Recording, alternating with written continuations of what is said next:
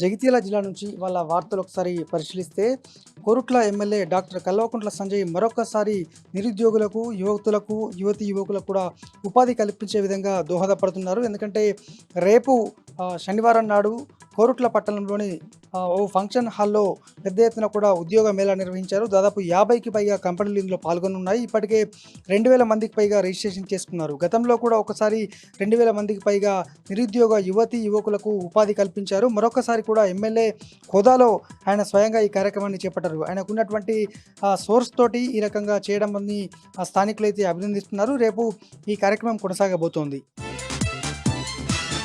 మరొక వార్త, జగిత్యాల ట్రాఫిక్ పోలీసులు ఉక్కుపాదం మోపుతున్నారు. మైనర్లు డ్రైవింగ్ చేయడము, బుల్లెట్ బండ్లు సైలెన్సర్ మార్చి కూడా నడపడం పైన తీవ్రంగా పరిగణిస్తూ ఇవాళ పెద్ద ఎత్తున కూడా జగిత్యాల పట్టణంలో ఎక్కడికక్కడ తనిఖీలు నిర్వహిస్తున్నారు. జగిత్యాల ట్రాఫిక్ ఎస్ఐ మల్లేష్ ఆధ్వర్యంలో తనిఖీలు కొనసాగిస్తుండగా ఇప్పటికే పలువురు పట్టుబడ్డారు. గతంలో 50కి పైగా పట్టుబడగా మొత్తం కూడా రోడ్డుతో తొక్కించినటువంటి పరిస్థితి. మొత్తంగా మైనర్ల ఆగడాలు రోజు రోజుకు ఎక్కువ అవుతున్న నేపథ్యంలో, బుల్లెట్ బండ్ల ఆగడాలు ఎక్కువవుతున్న నేపథ్యంలో ఇదంతా కూడా ఫిర్యాదులు రావడంతో ఈ విధంగా జిల్లా ఎస్పీ అశోక్ కుమార్ చర్యలు తీసుకుంటున్నారు.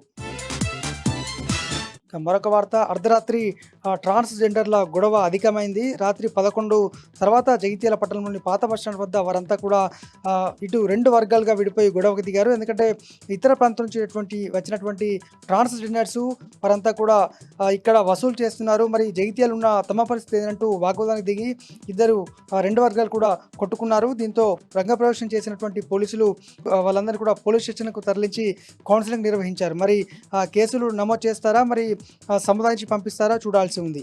ఇవి జిల్లా వ్యాప్తంగా ఉన్నటువంటి వార్తలు.